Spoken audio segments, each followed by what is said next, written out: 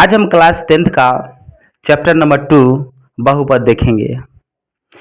हमने बहुत ही बेहतरीन अंदाज में चैप्टर 1 समाप्त कर चुके हैं और उसका मल्टीपल चॉइस क्वेश्चन भी देख चुके हैं।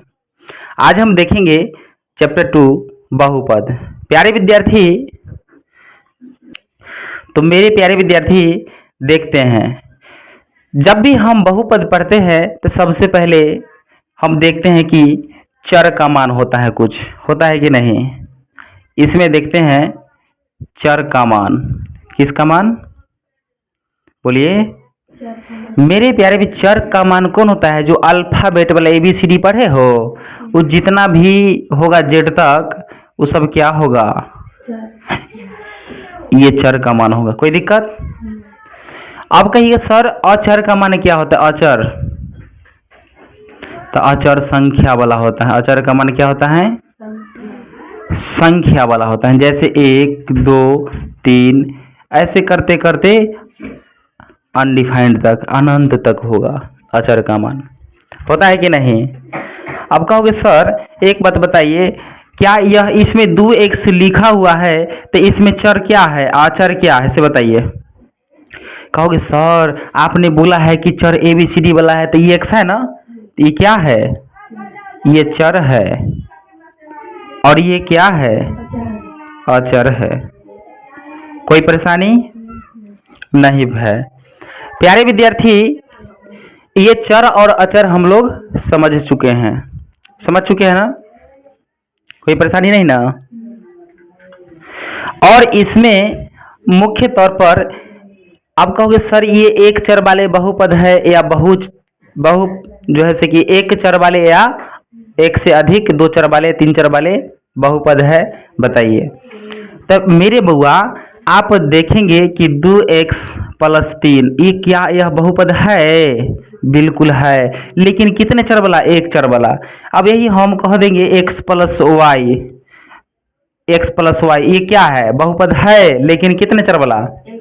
दो चर वाले। देखो एगो चर x है, दूसरा चर y है, तो ये कितने चर वाले? लेकिन हम लोग को इसमें क्या पढ़ना है? क्या पढ़ना है? एक चर वाले। मुख्य तरह से क्या पढ़ना है? बोलिए। एक चर वाले बहुपद के बारे में पढ़ना है। किसके बारे में?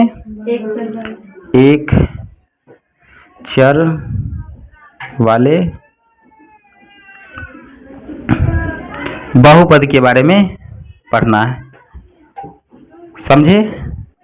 एक चर वाले बहुपद के बारे में इसमें पढ़ना है।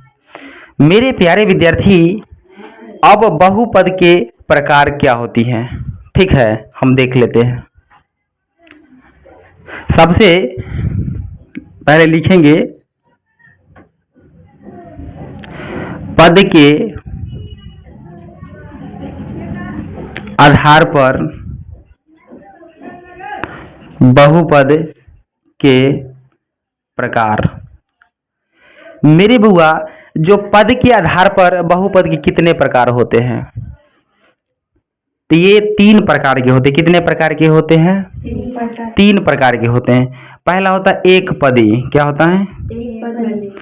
एक पदी बहुपद।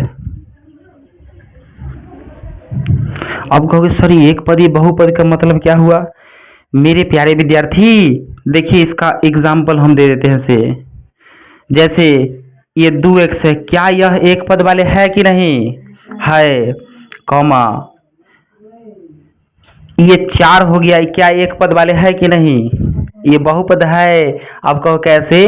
तो सर ये 4 को 4 गुना 1 लिख सकते हैं, लिख सकते हैं कि नहीं? तो ये तो बराबर 4 है ना होगा। तो ये 4 है, लेकिन हम x के पावर 0 लिखेंगे तो क्या हो जाएगा? ये तो 4x ना हो गया रे, हो गया कि नहीं? 4x 1 का पावर 0। और जब गुना करेंगे ना तो क्या हो जाएगा? ये कोई भी संख्या के पावर अगर 0 हो तो हमेशा क्या देता है? 1 होता है। तो गुना करके 4 हो गया, इसलिए यह क्या है? बहुपद है। समझे? समझे ना? उसके बाद हमने और देखना है, जैसे 3y हो गया, क्या यह बहुपद है? बिल्कुल है। -2z हो गया, क्या यह बहुपद है? है। समझे? तो ये कितना बहुपद के आधार पर बहुपद के प्रकार। तो पहला प्रकार क्या है, एक पदी। दूसरा है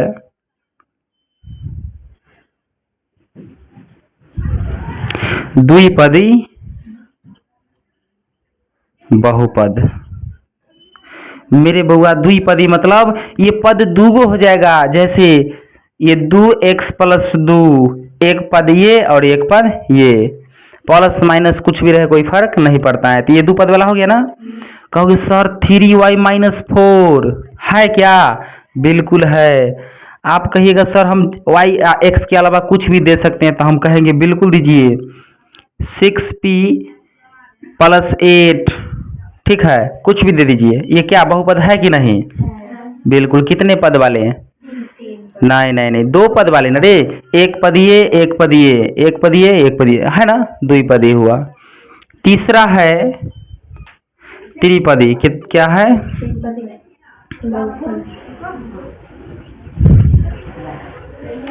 त्रिपदी बहुपद।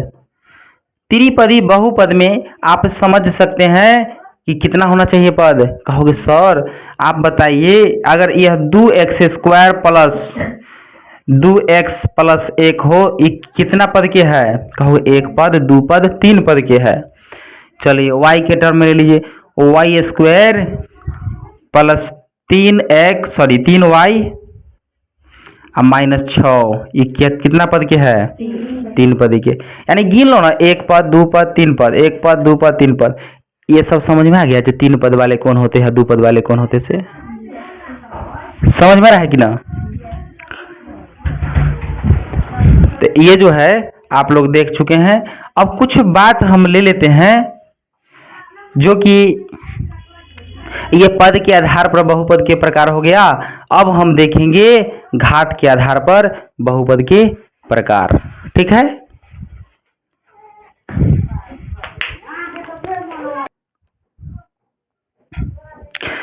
अगला है मेरे प्यारे विद्यार्थी, हमने देखा कि पद के आधार पर बहुपद के प्रकार। अब हम देखेंगे क्या, बोलिए, कि घात के आधार पर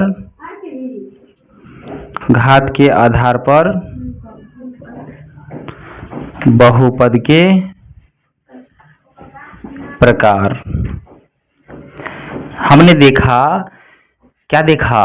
सबसे पहले कि पद के आधार पर बहुपद तीन प्रकार के होते हैं, एक पदी बहुपद, द्विपदी और त्रिपदी बहुपद। कोई परेशानी? हमने अब देखना है कि घात के आधार पर बहुपद के प्रकार। प्यारे विद्यार्थी, ये भी तीन प्रकार के होते हैं। कितने प्रकार के? पहला है रैखिक बहुपद। क्या है? रैखिक बहुपद। आप कहोगे सर ये रैखिक बहुपद क्या है? प्यारे विद्यार्थी, जिसका घात जो है एक हो वह क्या है? रैखिक बहुपद हो। कितना? अगर घात एक हो तो वह रैखिक बहुपद होगा। जैसे में क्या होगा? जैसे 2x, ये कौन बहुपद है? बोलिए, रैखिक बहुपद है। अब कहोगे सर हम 3y प्लस 1 लिए, ये कौन बहुपद है? समझ में? यानी कि जो चर है, चर का घात जो है एक होना चाहिए। चर का घात कितना होना चाहिए? आप लोग बताओगे कि हमने अभी लिखा 3y प्लस 3, तो क्या यह y के घात कितना है? कहोगे सर एक है। तो वैसा बहुपद जिसका चर के घात एक हो उसे रैखिक बहुपद कहते हो। देखो एक है ना घात, तो इसका घात कितना है? एक है, तो कौन बहुपद हुआ? रैखिक बहुपद। कोई परेशानी? ये कितना पद वाला बहुपद है? कहोगे सर एक और दो, यानी कि दो पद वाले बहुपद है ना। घात के आधार पर कौन है? तो रैखिक है। समझे? अगला जो है दूसरा द्विघात बहुपद है। क्या? द्विघात बहुपद। द्विघात बहुपद।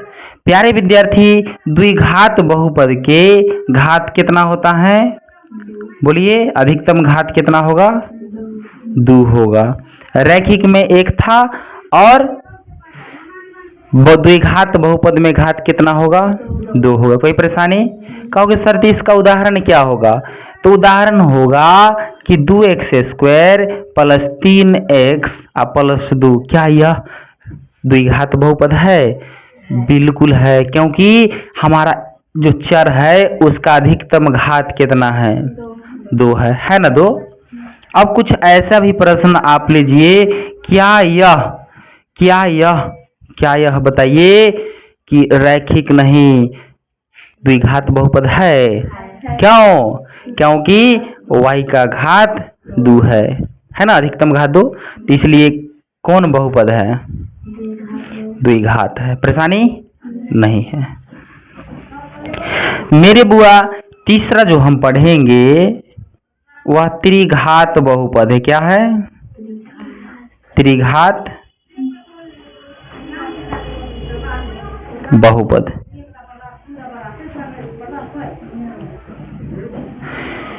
त्रिघात बहुपद जिसका घात, बोलिए, 3 होगा उसे ही त्रिघात बहुपद कहते हैं, समझे? वैसा बहुपद जिसका चर के अधिकतम घात 3 हो उसे क्या कहते हैं? त्रिघात बहुपद कहते हैं। जैसे x³ plus x² plus 4x minus 2, ये कौन बहुपद है? देखो, सबसे x का अधिकतम घात क्या है? ये क्या है? कोई दिक्कत? चलिए, तो हमने देख लिए कि पद के आधार पर बहुपद के प्रकार और घात के आधार पर बहुपद के प्रकार। मेरे प्यारे विद्यार्थी, अब हम जानेंगे कि ये घात जो है कौन कौन हो सकता है, यानी कि बहुपद कौन हो सकता है। हेडिंग है कि बहुपद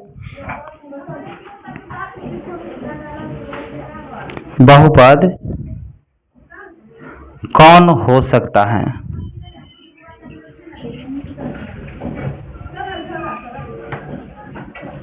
बहुपद कौन हो सकता है?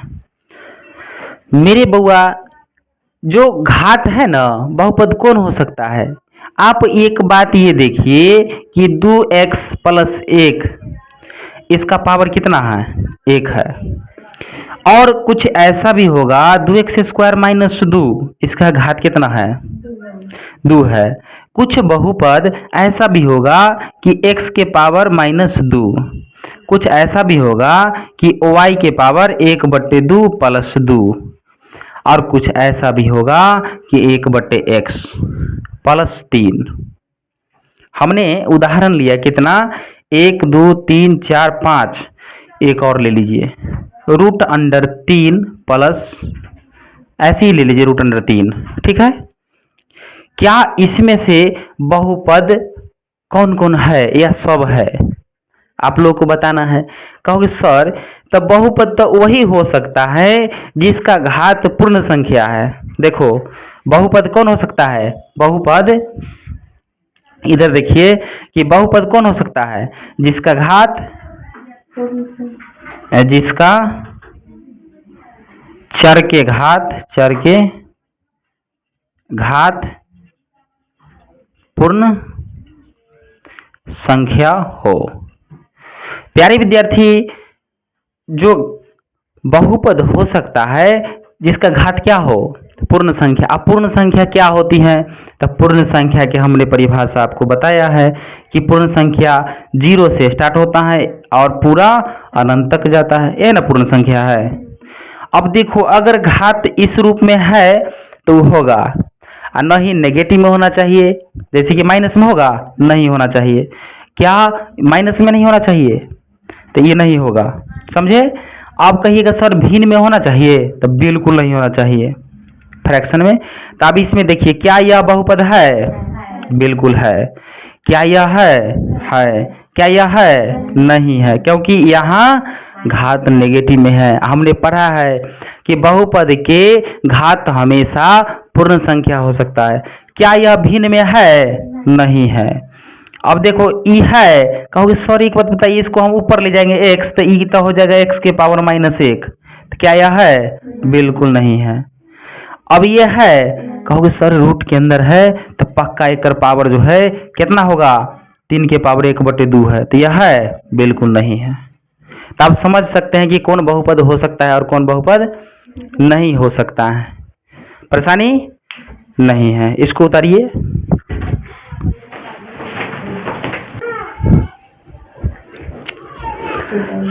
ये समझ गए होंगे मेरे प्यारे विद्यार्थी, समझ गए ना? अब हम देखेंगे, पहले तो आप पहचान लीजिए कि कौन बहुपद हो सकता है और कौन नहीं हो सकता है। उसके बाद हम देखेंगे कि बहुपद का व्यापक रूप क्या होता है ना?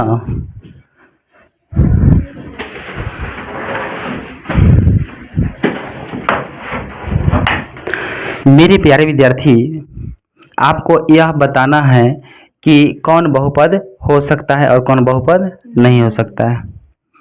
जैसे हमने दिया 2x के पावर 1/2 + 3, क्या यह बहुपद हो सकता है?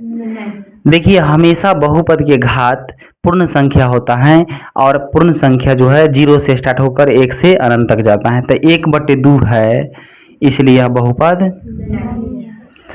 दूसरा है कि √2 अब बाहर में x, क्या यह बहुपद हो सकता है? बिल्कुल हो सकता है, बिल्कुल हो सकता है, क्योंकि इसका घात 1 है, इससे हमको कोई मतलब नहीं है।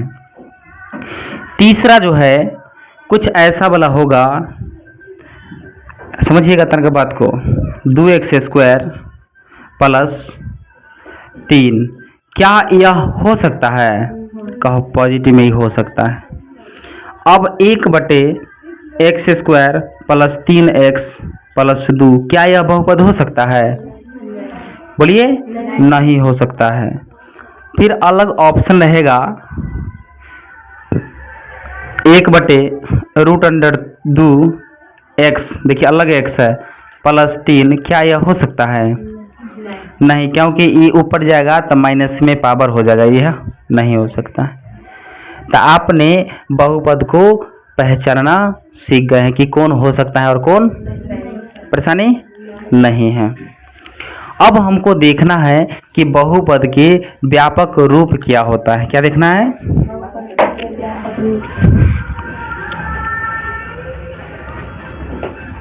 बहुपद के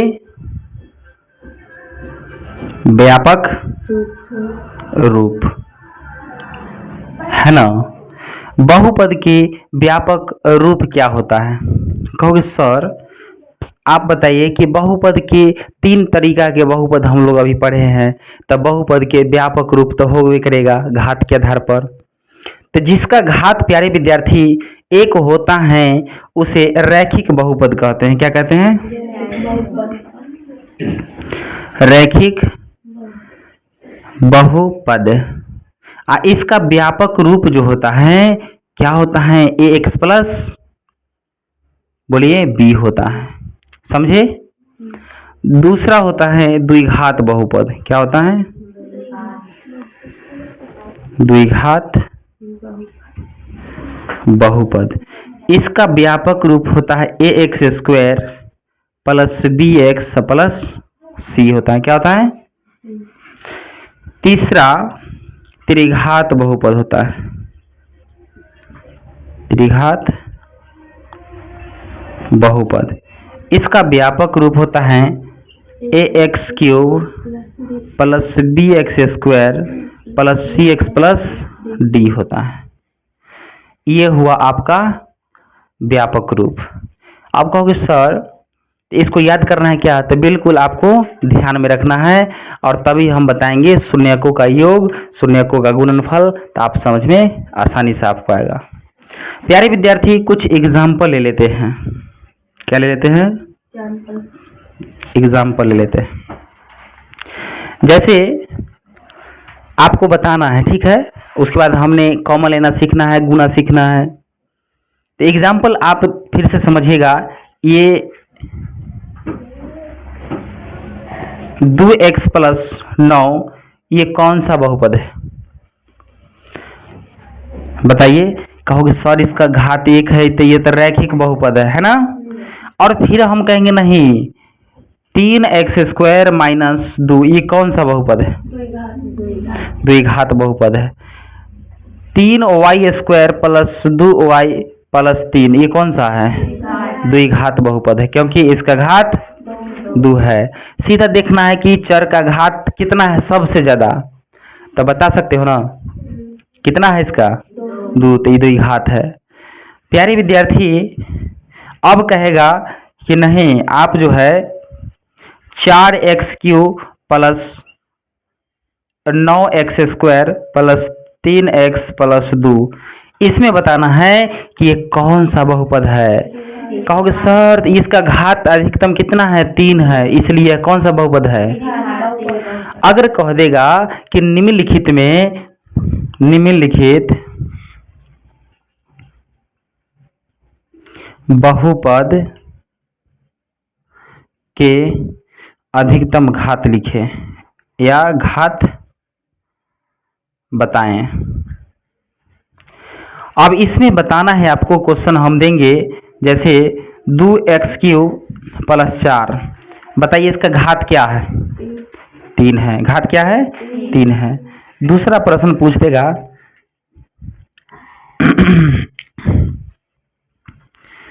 6x⁴ प्लस 3x² प्लस 2 इसका घात क्या है 4 है, क्योंकि अधिकतम घात ना हमको बताना है।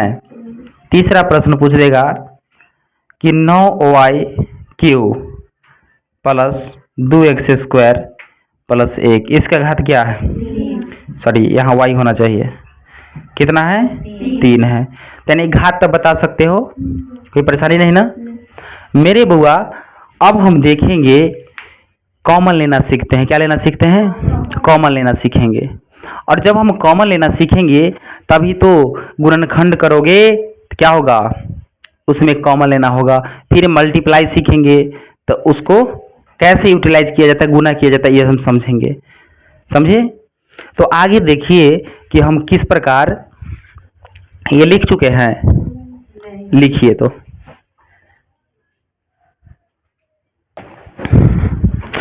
तो मेरे बुआ अब हम देखेंगे, क्या देखेंगे बताइए। हमने देखना है, अभी हम देख चुके हैं कि बहुपद के घात कैसे पता कर सकते हैं, तो ये भी सीख लिए हैं। अब हम देखेंगे कि कॉमन लेना है, क्या लेना, कॉमन लेना देखेंगे।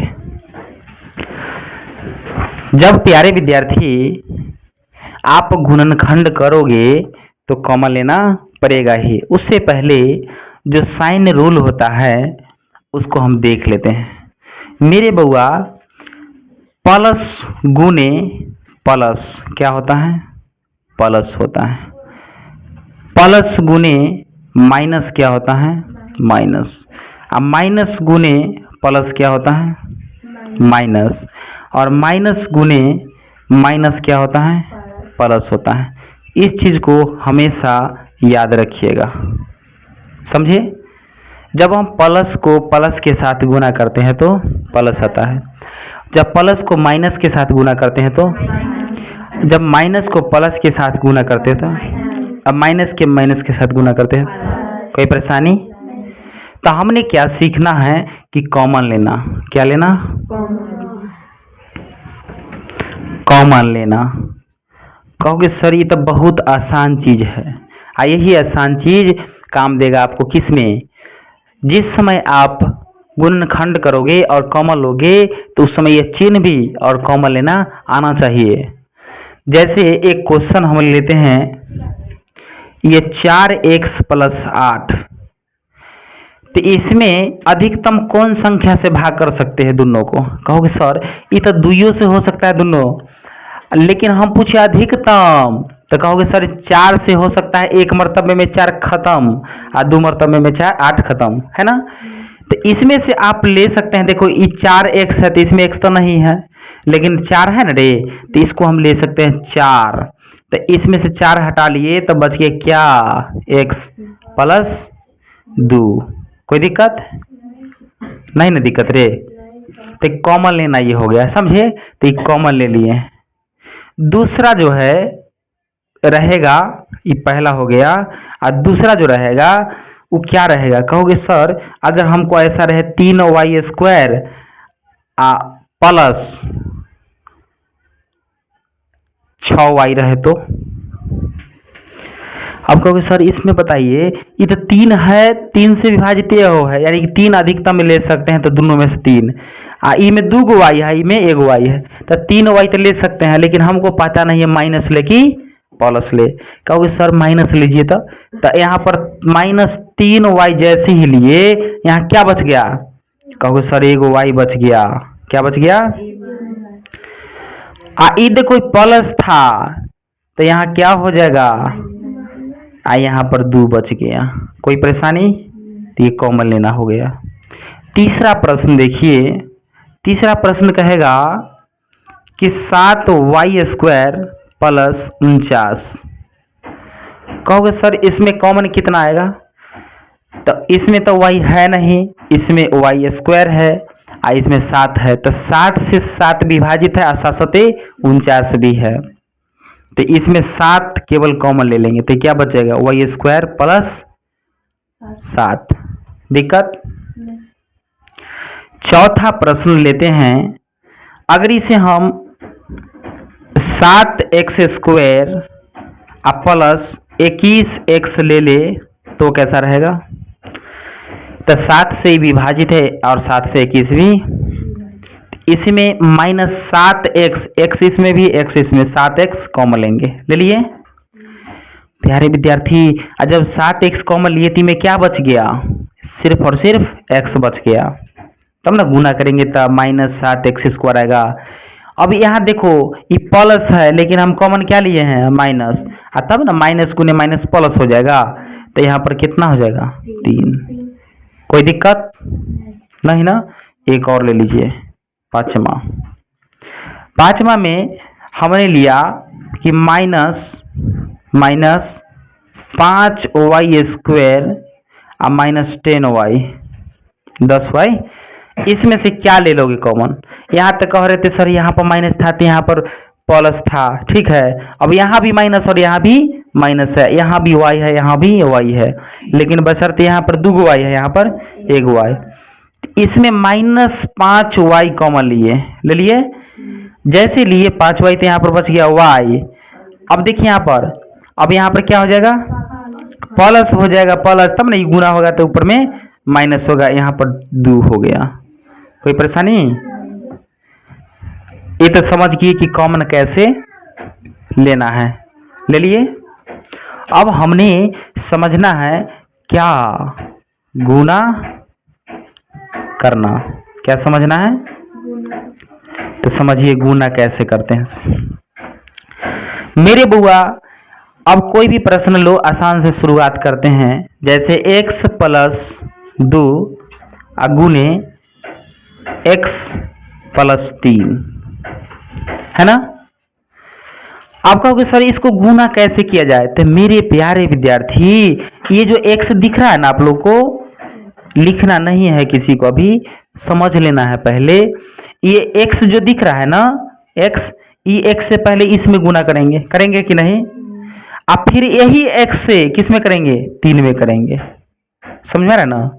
तब करें, तो देखिए हम करते हैं, तो जैसे ही x से किए, x में तो क्या हो गया x²। अब x से देखो ये इधर प्लस है, इधर भी प्लस है, तब प्लस गुने प्लस, प्लस गुने प्लस प्लस, आई x गुने 3 क्या हो जाएगा, बोलिए 3x हो गया। अब देखिए इसका काम खत्म हो गया, हो गया ना। जब काम खत्म हो गया तो सेम प्रोसेस, आप लोग चिन्ह नहीं खींचेगा, हम समझाने के लिए खींच रहे हैं। अब ये प्लस 2 से x के साथ करेंगे, तो करो, तो प्लस गुने प्लस, तो प्लस, अब ये 2 गुने x क्या होगा 2x। अब इसी 2 से, इसी प्लस 2 से अगला में करेंगे +3 में, तब प्लस गुने प्लस प्लस 3 दूना 6।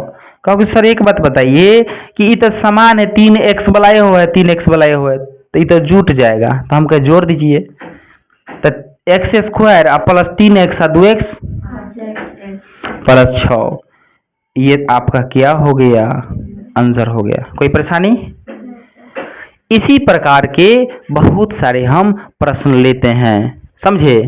तो इसको हम मिटाते हैं, आप लोग जो है अगला भी समझिएगा। लिखना है, लिखो लिखो। प्यारे विद्यार्थी, हमने देख चुके हैं क्या, गुना करना। क्या देखे हैं? अब फिर से देखिए, ये तो प्लस प्लस वाला था ना, अब देखते हैं कि कुछ क्वेश्चन ऐसा भी लेंगे जो माइनस भी रहेगा, और ये चिन्ह जो साइन रूल जो लिखे हैं इसको भी क्या करेगा, इस्तेमाल में लेगा। समझिएगा थोड़ा। दूसरा प्रश्न है कि 3x + 4 गुने 2x - 3। तो समझिएगा, इसमें साइन बदला हुआ है ना, आज देखिए इस पे ध्यान दीजिएगा कि प्लस गुने प्लस प्लस होता है, माइनस गुने माइनस माइनस होता है, और माइनस गुने प्लस प्लस माइनस होता है, और माइनस गुने माइनस प्लस होता है, याद रखिएगा। प्यारे विद्यार्थी, इसको हम कैसे हल करते हैं? तो हमने देखा कि ये 3x से पहले ये दोनों में गुना करना है ना। बारी बारी से कैसे करोगे? बारी बारी से कि पहले ये 3x इसके साथ करो, तो इधर इसके पीछे क्या है, प्लस का चिन्ह है, इसके पीछे प्लस का है, तो प्लस गुने प्लस प्लस, तो लिखते नहीं है, तो 3 दूना 6x² हुआ। अब इसी 3x से कहाँ करोगे, इसके साथ करोगे। अब कहोगे सर यहाँ प्लस है माइनस है, तब प्लस गुने माइनस, तब प्लस गुने माइनस, तो यहाँ क्या चिन्ह देंगे, अब गुना हो जाए कितना, 3 तिहाई 9x। अब इसका काम खत्म हो गया ना, खत्म हो गया, और जब खत्म हो गया तो मिटा दिए। आप लोग को ऐसे नहीं करना, हम समझाने के लिए बोलते हैं। अब प्लस 4x 4 से अब प्लस 4 से किस में करेंगे, देखो ये प्लस 4 से पहले 2x में करेंगे, तब प्लस गुने प्लस क्या हो जाएगा, प्लस 4 दूना 8x। अब ये 4x से फिर से किस में करेंगे, -3 में। अब प्लस गुने माइनस क्या होगा, आज 4 तिहाई, कोई दिक्कत? प्यारे विद्यार्थी, अब इसको देखिए, ये जोड़ घटाव करने वाला है कि नहीं, तो लिखोगे 6x² -9x में प्लस 8x जोड़ दिए तो कितना आया, -x -12। ये आपका क्या हो गया, आंसर हो गया। समझ में आया? समझ में आया? ऐसे ही क्वेश्चन नंबर तीसरा ले लेते हैं। क्वेश्चन नंबर तीसरा जब लिए तब -3x -2 इंटू -5x -3। क्योंकि सर इसमें तो माइनस ही माइनस है, तो बिल्कुल समझाने के लिए माइनस ही माइनस लिए हैं। कहोगे सर इसी करना है क्या, तो हम कहेंगे बिल्कुल इसी करना है प्यारे विद्यार्थी। ये -3x से पहले इसमें कीजिए, तो माइनस गुने माइनस क्या हो जाएगा, प्लस। तो प्लस हम लिखे या न लिखे कोई दिक्कत नहीं है दिक्कत। तो 3x गुने 5x, तो 5 तिहाई 15x²। ये माइनस गुने माइनस क्या हो जाएगा, प्लस।